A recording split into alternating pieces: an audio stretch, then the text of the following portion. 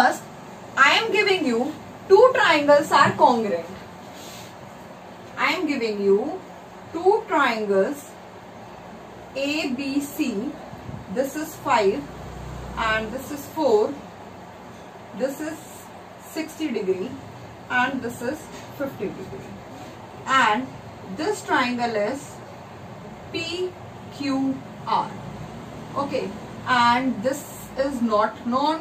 This is not known. This is 7.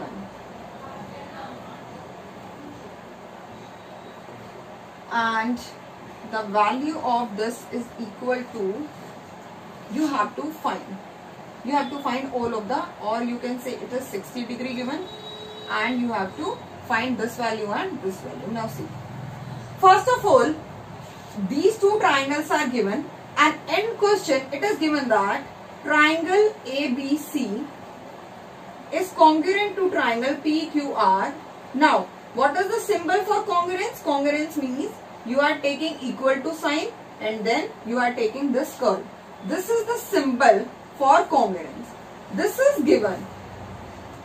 And you have to find the missing values. Missing values means you have to find this length, you have to find this angle, and you have to find these two angles and these two sides. Length of these two sides, this you have to find. And given is these two triangles are congruent. First of all, see that whenever you have given that two triangles are congruent, we know that if two triangles are congruent, it means all of the 6 corresponding parts will be equal. This is the first thing that we know. Now, what are the corresponding parts? From the name of triangle that is given, we will write the corresponding parts. We cannot write corresponding parts by our own choice. If here it is AB, then corresponding value will be PQ only. I cannot write QR or I cannot write QS. First of all, see that these two triangles are congruent. It means angle A will be equal to angle P. I can write angle A is equal to angle P. Angle B is equal to angle Q. Similarly, angle C is equal to angle R. Now come to the side AB. AB will be equal to PQ. Second is BC. BC will be equal to QR. And third is AC is equal to PR. Now, angle A is equal to angle P.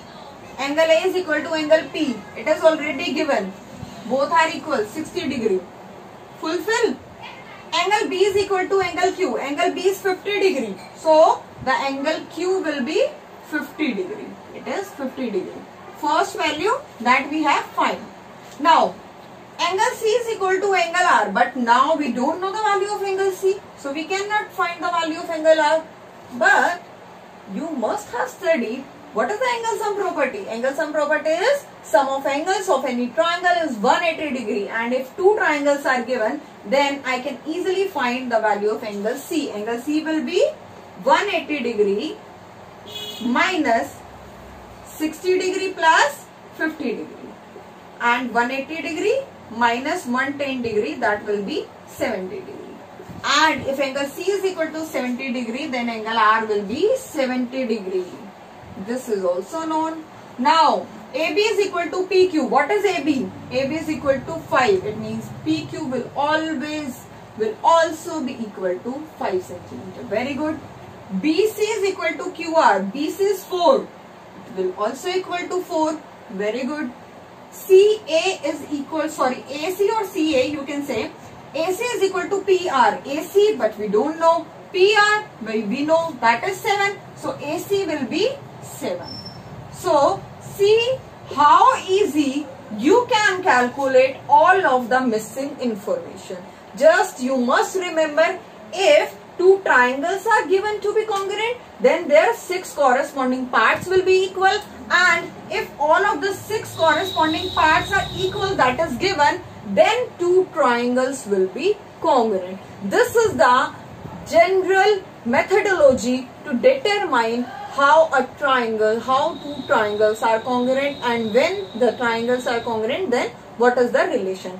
Now, in next module or in next module, we will study what are the criteria are, do we have to check all of the 6 conditions to check whether the two triangles are congruent or not, or we have only some defined method, we have only some defined corollary, or we have some defined theorems by the help of which we can determine that two triangles are congruent. Okay.